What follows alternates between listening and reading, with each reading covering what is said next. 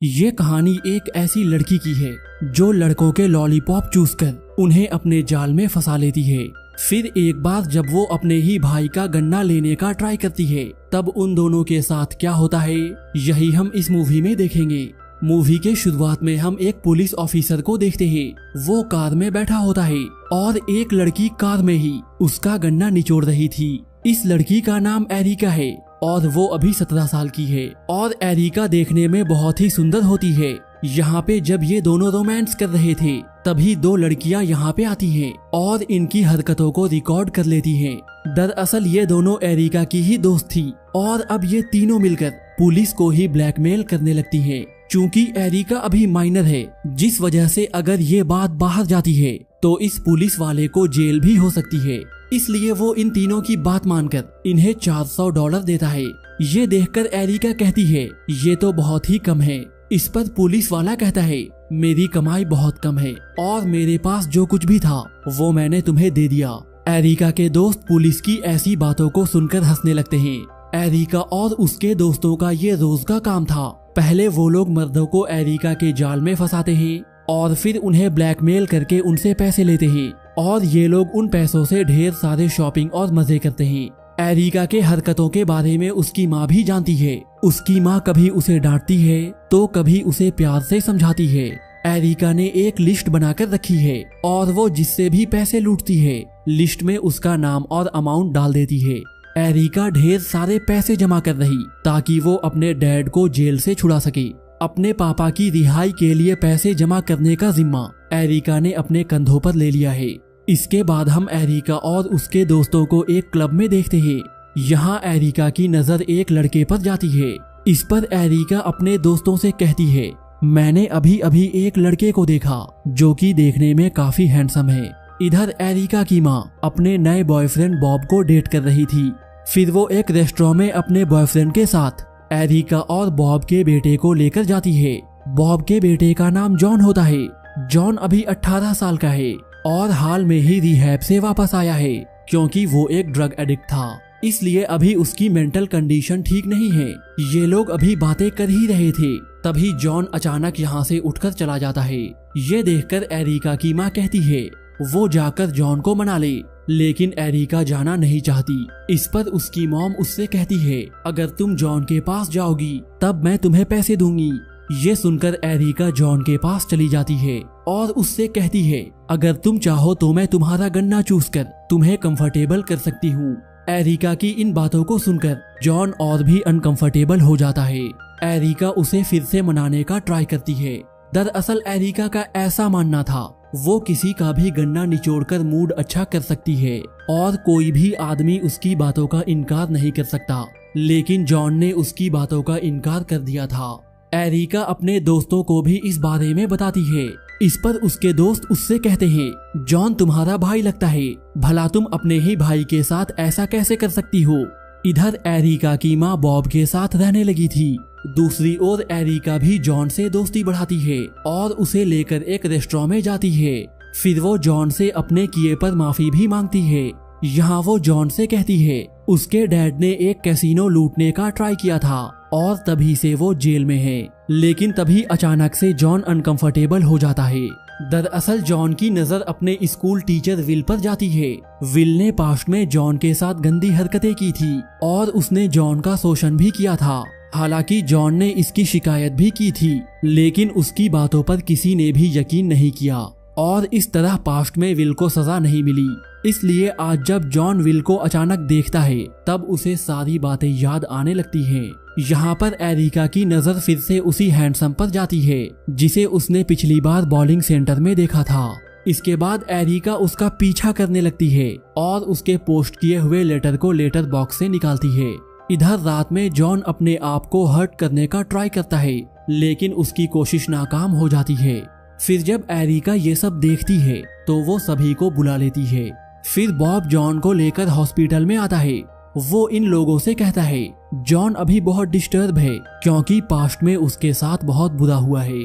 फिर रात में एरिका जॉन के बेडरूम में जाती है और जॉन को डिप्रेशन से बाहर निकालने के लिए वो उसके टीचर विल से बदला लेने के लिए तैयार हो जाती है, जिस वजह से इन दोनों की दोस्ती और भी गहरी हो जाती है। लेकिन इस कहानी में ट्विस्ट तब आता है जब एरिका ये देखती है विल वही लड़का है जिसे वो इतने दिनों से हैंडसम समझकर हर जगह देख रही थी, यानी वो हैंडसम सा दिखने वाला इंसान जो एरिका से बॉलिंग सेंटर में मिला था वो कोई और नहीं बल्कि विल था। फिर जब एरिका अपने दोस्तों को ये सारी बातें बताती है तब वो लोग सोचते हैं इस तरह हैंडसम सा दिखने वाला इंसान भला बच्चों को मॉलेस्ट कैसे कर सकता है।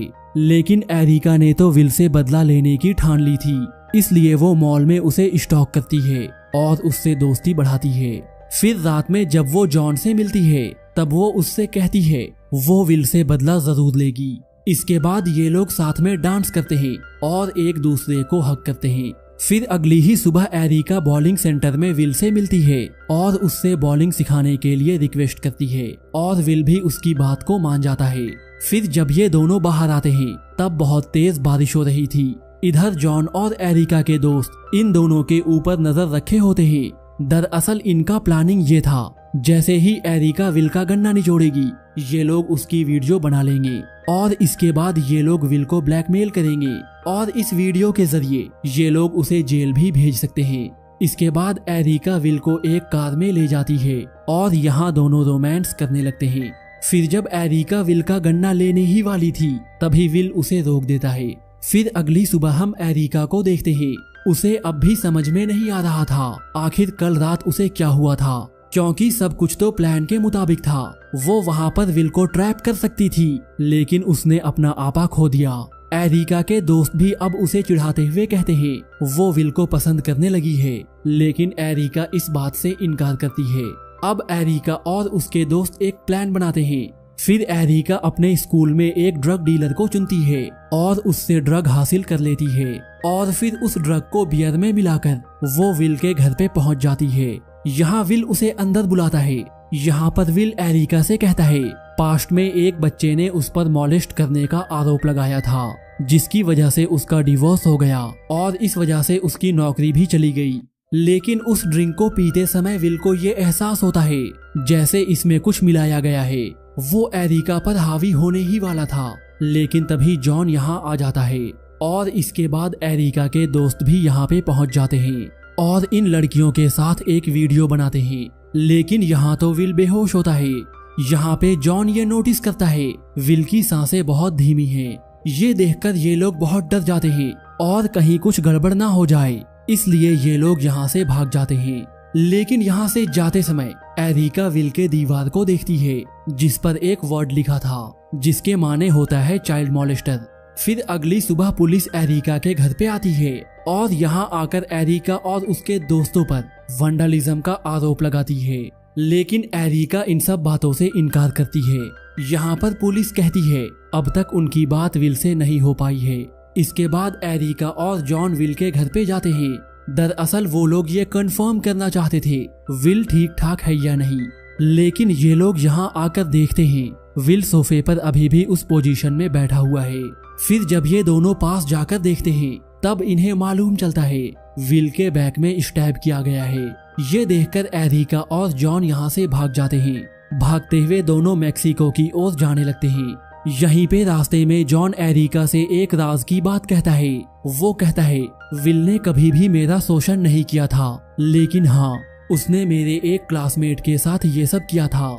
लेकिन मेरा दोस्त अपना नाम बताना नहीं चाहता था, इसलिए मैंने अपना नाम इन सब में डाल दिया और विल से बदला लेने का फैसला किया। ये सब सुनकर एरिका को ऐसा लगता है जैसे जॉन एक बहुत अच्छा लड़का है। फिर जॉन एरिका को सरप्राइज करते हुए वहाँ पर ले आता है जहाँ पर एरिका के डैड होते हैं। एरिका अपने डैड से मिलने के लिए जेल में जाती है, लेकिन यहाँ आकर उसे ये मालूम चलता है उसके फादर को कुछ दिन पहले ही छोड़ दिया गया। ये सुनकर एरिका काफी हैरान हो जाती है क्योंकि जेल से छूटने के बाद भी उसके डैड ने उससे कांटेक्ट नहीं किया था। एरिका इस बात से काफी डिस्टर्ब होती है। फिर जब ये लोग यहाँ से निकलते हैं तब ये दोनों देखते हैं पुलिस इनका पीछा कर रही। ये दोनों पुलिस को इन रास्तों पर भटकाते हैं। यहीं पर जॉन एरिका से कहता है वो काफी समय से उसे पसंद करता है और यहाँ पे एरिका भी उसके प्रपोजल को एक्सेप्ट कर लेती है और इसके बाद दोनों कार रोककर यहीं पर झाड़ियों में घपाघप करते हैं। तभी पुलिस भी यहाँ पर पहुंच जाती है। अब इन सब चीजों को हुए 1 महीने बीत चुके थे और अब जॉन को जेल में रखा गया है। यहाँ एरिका उससे मिलने के लिए आती है। एरिका उसे बताती है इस क्राइम की वजह से उसे भी हाउस अरेस्ट में रखा जाएगा, लेकिन अब इन दोनों को इन सब बातों से कोई फर्क नहीं पड़ता और अब ये दोनों एक दूसरे से प्यार करते हैं और यहीं ये मूवी खत्म हो जाती है। इस मूवी में ये नहीं बताया जाता विल की मौत कैसे हुई, लेकिन सिचुएशन देखकर हम ये समझ जाते हैं जो लोग विल के घर में गए थे उन्हीं में से एक ने विल को मार दिया, या फिर ये भी हो सकता है जॉन ने ही विल को मार डाला, जिसकी सजा जॉन और एरिका को मिलती है।